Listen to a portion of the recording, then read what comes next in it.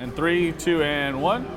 Hey, what's up? I'm Nick and Knight from the new 94.1 KTFM. We are backstage at our KTFM Pink Party, and it's my pleasure to introduce to you and to welcome to San Antonio, Amy and Nick, known as Karmin. Thank you guys for joining me. Nice to meet you, Nick. Nice Amy. to meet you. Yeah, thank you for having us. Nick and Nick stick together, right? That's how hey, every Nick I've ever met is kind of like that. It's like, hey, Nick, nice to meet you, Nick. They're like, oh, Nick. Yeah. It's got a ring to it, right? It's like a Nick sandwich right here. It is. Like, this is your time of your life, sandwich. right? I am the meat. Time of your life.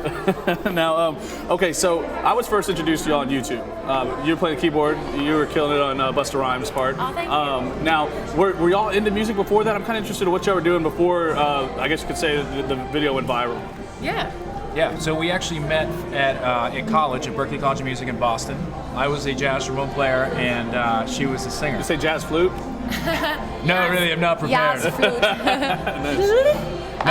No, we trombone. met we actually met at a party, a college party, and that's what Broken Hearted is about. Okay. Our first single, we wanted to tell our story, and it was a really unfortunate one because he didn't call me the next day after we had this great night together, so.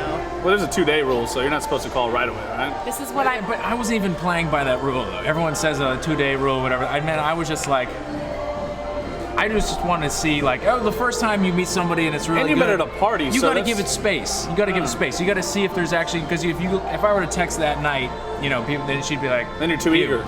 It's like swingers. I don't You've know. seen swingers, Yeah, right? for sure. Yeah, you can't call and mess it all up the first night. Leave 7 voicemails and then it's over. So what was y'all's occupation before? Y'all just went straight from college into graduated. He was at a boxing gym, like answering phone. He wasn't fighting. He was just answering phones. Don't fight me, please. We both had really boring office jobs, actually. I was in a cubicle. It was for like an online school, and then I was a wedding singer on the side. We had many jobs. I feel like it's kind of like a dream for a lot of people to put something on YouTube and then have it go to this next level like that. At what point did y'all start seeing like your views just like start to skyrocket? You're like, wow, like, they're talking about this on Good Morning America and stuff like that. You know what I mean? Like, yeah, right? We all went to this next level. It took a minute. We were doing covers for 39 weeks before Look at Me Now blew up. Oh, wow. So I think that was week 39. So we had a couple that were getting like 700,000, 800,000. Most of them were like 100,000, 200,000 views, which we were really excited about. Yeah. And then Look at Me Now kind of, just exploded.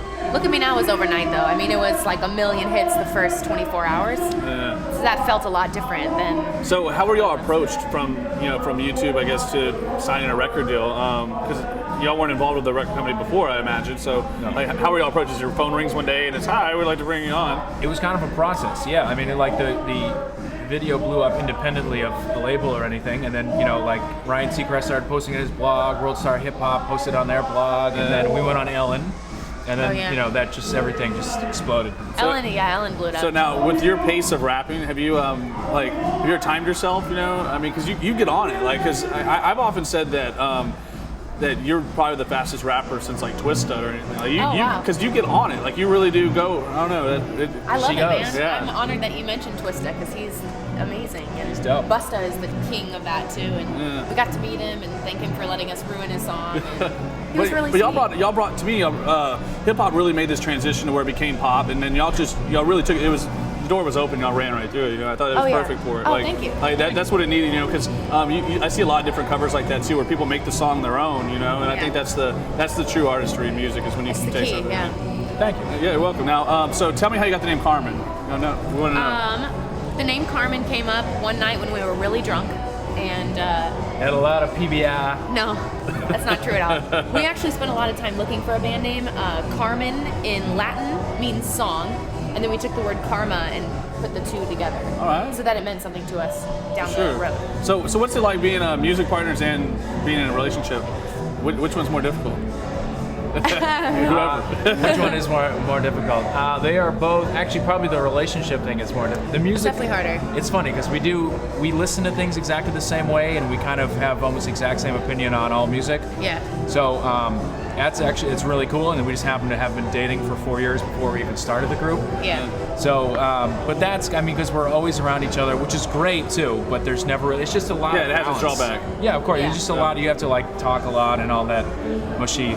Nice. Well, stuff. I know y'all ready to go on stage. People are waiting to see you. Before I go, what's the best advice you've both been given individually?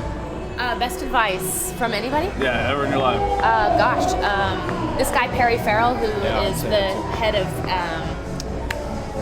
see now. Jane's I can't Addiction. remember it. Jane's Addiction. Took me a second. He told us something that Les Paul had told him.